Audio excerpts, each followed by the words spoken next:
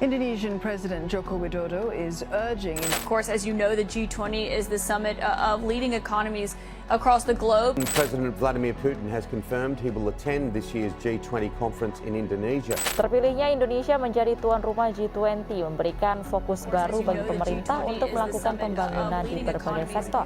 Hai buddies, kalau kita perhatiin, akhir-akhir ini banyak banget kata G20 atau G20 ada di mana-mana. Di televisi, di media online, di media sosial, ataupun di Badiku, banyak banget berita dan info soal G20. Di jalanan ada papan iklan besar dengan logo G20 terpampang. Terus ada juga spanduk bertuliskan Recover Together, Recover Stronger. Ada di mana-mana. Kalau ngeliatin bendera partai politik selama musim pemilu, udah biasa kan? Tapi publikasi G20 yang gede-gedean ini ternyata enggak bikin masyarakat luas ngerti apa itu G20 sebenarnya. Nah buddies, bagi kalian yang tidak tahu apa itu G20 dan juga posisi Indonesia sebagai presidensi G20, tenang, kalian nggak sendirian. Menurut data lembaga survei Indikator, ternyata 60% responden masyarakat Indonesia tidak tahu soal G20 dan juga kenapa diselenggarakan di Indonesia. Dan hanya 34% yang tahu apa itu G20 dan posisi Indonesia sebagai presidensi. The Group of 20 atau yang dikenal sebagai G20 adalah sebuah organisasi yang terdiri dari 19 negara ekonomi terbesar dunia dengan kelas pendapatan menengah hingga tinggi. Pembentukan G20 tidak bisa dipisahkan dari G7, sebuah organisasi beranggotakan 7 negara maju yang dibentuk pada tahun 1975 berkolaborasi untuk memecahkan masalah ekonomi dunia. Krisis ekonomi yang melanda sejumlah negara ternyata memiliki efek domino terhadap negara G7. Hal ini membuat sejumlah menteri keuangan negara G7 merasa perlu untuk melibatkan negara-negara berpendapatan menengah serta memiliki pengaruh ekonomi secara sistemik untuk diikutsertakan dalam perundingan. We thought was the answer to their problems. And we got a very quick response basically telling us who heaven's name did we think we were.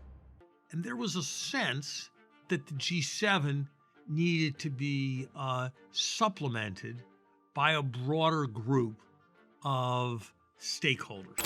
Akhirnya pertemuan perdana digelar pada 15 sampai 16 Desember 1999 di Berlin, Jerman yang dihadiri 19 negara anggota yaitu Afrika Selatan, Amerika Serikat, Arab Saudi, Argentina, Australia, Brasil, India, Indonesia, Inggris, Italia, Jepang, Jerman, Kanada, Meksiko, Republik Korea, Rusia, Prancis, Cina, Turki, dan Uni Eropa.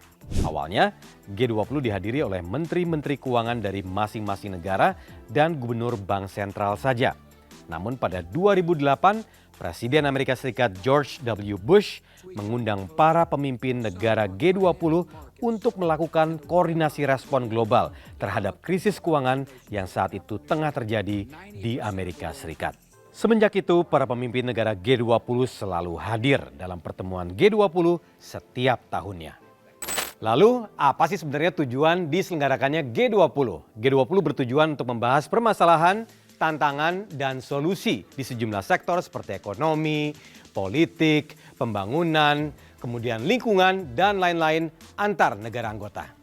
Badis, ada 2 poin utama yang dibahas di G20, yaitu Finance Track dan Sherpa Track. Finance Track adalah forum diskusi di mana Menteri Keuangan dan Gubernur Bank Sentral bertemu dan membahas mengenai masalah keuangan seperti kebijakan fiskal, moneter, dan real, investasi infrastruktur, regulasi keuangan, inklusi keuangan, dan perpajakan internasional. Sedangkan Sherpa Track adalah diskusi topik lain yang lebih luas dari masalah keuangan. Di antaranya adalah hal seperti ekonomi digital, pendidikan, kesehatan, pariwisata, lingkungan hidup, dan masih banyak lagi. Tentu membahas topik-topik seberat ini tidak bisa dilakukan dalam waktu yang singkat. Oleh karena itu, G20 Indonesia terdiri dari beragam pertemuan yang akan digelar di 19 kota di Indonesia. Forum-forum ini adalah B20, yang merupakan Forum Komunikasi Bisnis Internasional.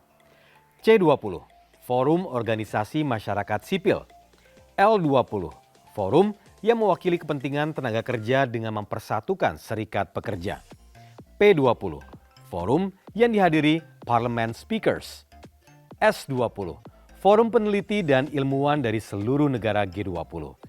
SAI 20, forum lembaga audit tertinggi negara G20. T20, forum brainstorming para anggota. U20, forum bagi para pemimpin pemerintah daerah kota-kota G20. W20, forum yang mewakili suara perempuan mendorong pelibatan isu terkait perempuan. Y20, forum konsultasi dan dialog para pemuda sebagai pemimpin masa depan. Banyak banget yang nanyain, seberapa ngaruh sih G20 untuk para anggotanya? Dan satu lagi, seberapa jauh benefitnya buat Indonesia, terutama sebagai tuan rumah dan presidensi G20 tahun ini. Lengkapnya lagi, jangan kemana-mana, tetap di Tominomics.